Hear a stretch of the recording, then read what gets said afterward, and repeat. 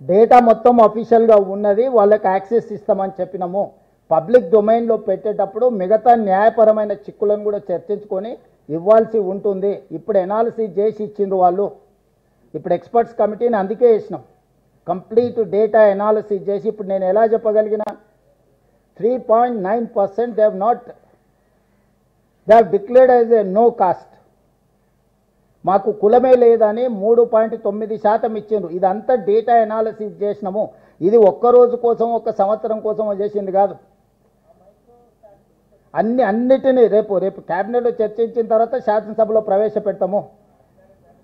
ఎవరు చెప్పిన ముస్లింలకు అసలు రిజర్వేషనే లేదు, మత ప్రాతిపదికన 0 రిజర్వేషన్. అవగాహన రాహిత్యంతో మాట్లాడుతుండ్రు. ముస్లిం ప్రాక్టీస్ మతం అనేది నీ ఆచరణ.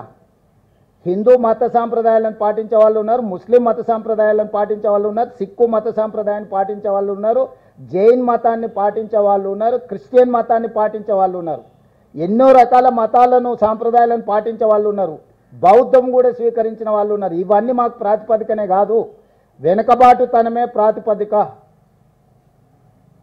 Socio economic, education, employment, political and caste survey ఇది.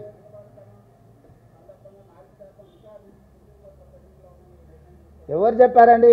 ముస్లిం రిజర్వేషన్ ఎప్పటి నుంచో ఉంది. ఈ గ్రూప్ మాత్రమే 4.8. That is not for Muslims, that is for backward cost.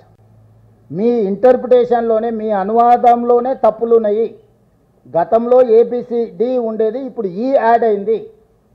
ఏబిసిడిలో దూదేకులు ఎప్పటి నుంచో రిజర్వేషన్ ఉంది, మీకు తెలుసు కదా? తెలుసా మీకు?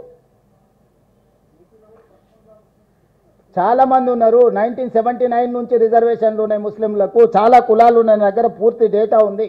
ఏ ఏ ఏ సామాజిక వర్గాలు ఉత్తరప్రదేశ్లో ఉన్నాయో నేను చదివి వినిపిస్తాను, ఎన్ని కులాలు ఉత్తరప్రదేశ్లో ఉన్నాయో. అంటే బీజేపీ వాళ్ళు తొండివాదన చేయడానికి బయలుదేరారు. మధ్యప్రదేశ్లో 87 కులాలు ఉంటే దీంట్లో దాదాపుగా వీళ్ళకు 38 కులాలు ముస్లింలకు సంబంధించిన ఉపకులాలు బీసీ రిజర్వేషన్లు అనుభవిస్తున్నారు మధ్యప్రదేశ్లో. ఉత్తరప్రదేశ్లో 5 ముస్లిం కులాలు అనుభవిస్తున్నారు. ఫకీర్, మెమెన్, ముస్లిం కాయస్, హజాం, షేక్, సర్వార్. ఈ ముస్లిం కులాలు ఉత్తరప్రదేశ్లో నరేంద్ర మోడీ ప్రాతినిధ్యం వహించే రాష్ట్రంలో ఉన్నారు. గుజరాత్లో 28 కులాలు ఉన్నాయి. మొత్తం చదివినిపిస్తామంటే వినిపిస్తా. అదేవిధంగా బీహార్లో ప్రతి దగ్గర, మహారాష్ట్రలో ఈరోజు తొండివాదన చేయడానికి బీజేపీ వాళ్ళు బయలుదేరిండ్రు. మొత్తం రీసెర్చ్ అనాలిసిస్ ఉన్నది నా దగ్గర.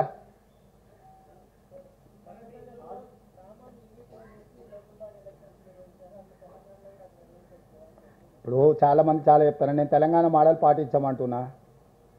ఆయనకు కోరుకో మధ్యప్రదేశ్ పసంద్ అయిన, మీకు చికెన్ బిర్యానీ ఇష్టం ఉంటే ఆ పక్కలో ఉన్న ఆయనకు మటన్ బిర్యానీ ఉంటుంది, ఈయనకి ఎగ్ బిర్యానీ ఇష్టం ఉంటుంది. నీకు ఇష్టమైంది అందరు తినాలంటే కుదరదు కదా.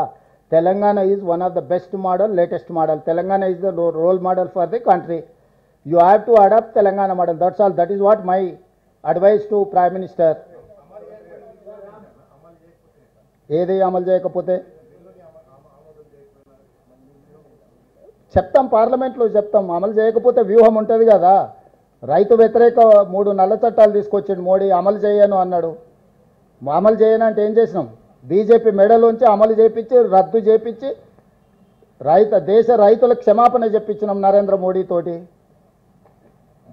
మొదట్లో వాళ్ళు అట్లనే అంటారు, బిగుసుకుంటారు. మేము కులగణన చేయమన్నారు. సుప్రీంకోర్టులో పోయి అఫిడవిట్ ఫైల్ చేసిండ్రు, మేము కులగణన చేయము అని. చివరికి ఇప్పుడు కులగణన చేస్తామన్నారు, ఆదేశాలు ఇచ్చిండ్రు. అనడం, పారిపోవడం అనేది బీజేపీకి సహజంగా ఉండే లక్షణమే కదా అన్న. ఇప్పుడు ఈ ఆర్డినెన్స్ పరిస్థితి అండి, ఆర్డినెన్స్. సో यस,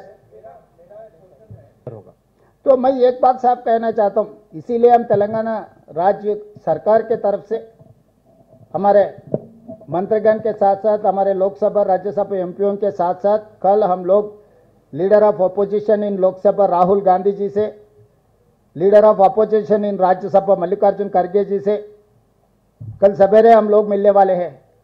क्योंकि फरवरी 4, 2024 में हम शुरुआत किए, फरवरी 4, 2025 में हम कंप्लीट किए. जनगणना में जाति गणना हम लोग पूरे किए. इसीलिए तेलंगाना राज्य ने ये फैसला किया, February 4th is Social Justice Day. Every year February 4th we are going to celebrate as a Social Justice Day.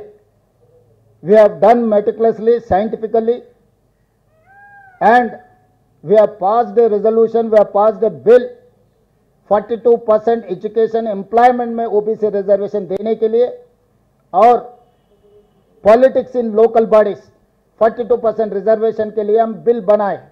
ये दो बिल गवर्नर के थ्रू केंद्र सरकार को हम भेज दिए, बहुत महीने हो गए, केंद्र सरकार ने इसके बारे में कुछ फैसला नहीं कर रहा है।